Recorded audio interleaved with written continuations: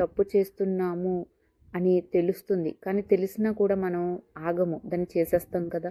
అలాంటప్పుడే మనకి అధర్మం అనేది అభ్యుత్థానం అవుతుంది. అంటే మనం తెలిసి కూడా మనం చేశాము అంటే అధర్మం జరిగినట్టే. అప్పుడే బయట దేవుణ్ణి వెతకటం కాదండి. మనలో మనం జాగ్రత్తగా ఉండడమే ధర్మం అనమాట. సరైన నిర్ణయం తీసుకునే క్షణమే మనలో ఆ శ్రీకృష్ణుడి యొక్క అవతారం జరుగుతుంది. ఎగ్జాంపుల్ చెప్పాలంటే కోపంగా మాట్లాడాలని ఉంటుంది, కానీ మౌనంగా ఉంటాం. అబద్ధం చెప్పొచ్చు, కానీ నిజమే మాట్లాడతాం. అదే క్షణంలో మనలో ఆ కృష్ణుడి యొక్క చైతన్యం అవతరిస్తుంది. ఇప్పుడు మన బాధ ఉంది, దేవుడు రాలేదని కాదు. ఎందుకు నువ్వు బాధపడుతున్నావు? నువ్వు ఎదగాలి. నువ్వు అనుకున్నది నీ జీవితంలో జరగాలి. ధర్మం తగ్గితే ఏమవుతుంది? దైవశక్తి స్పందిస్తుంది. కష్టం వచ్చినప్పుడు దేవుడు ఎందుకు ఇలా చేశాడు అనకుండా, ఈ పరిస్థితుల్లో నా ధర్మం ఏంటి? నేనేం చెయ్యాలి? ఈ సిచ్యువేషన్ నాకెందుకు వచ్చింది అని మనం అడగాలి. ఎందుకంటే మన ఇంట్లో మనమే ధర్మానికి రక్షకులము. పిల్లల ముందు శాంతంగా ఉండటం, కుటుంబంలో న్యాయం చేయటం, పనిలో నిజాయితీగా ఉండటం, ఇవన్నీ మనకి చిన్న చిన్నగా కనిపిస్తాయి, కానీ ఇవే ధర్మ స్థాపనకి మూల స్తంభాలు. ప్రపంచంలో అధర్మం ఎక్కువగా అనిపిస్తే అంటే ఏంటి? ధర్మం పూర్తిగా నశించదు.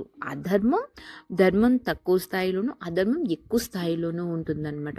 అలాంటి ఇప్పుడు ధర్మం పూర్తిగా నశించదు అంటే మనలో కూడా మంచి విలువలు ఉంటాయి, సత్యమే పలకాలి అనే భావన ఉంటుంది. మనలో కూడా కరుణ, ప్రేమ ఇవన్నీ ఉంటాయి కదా. ఇవి ఉన్నప్పుడు మళ్ళీ ధర్మం అనేది లేచే ఉంటుందన్నమాట.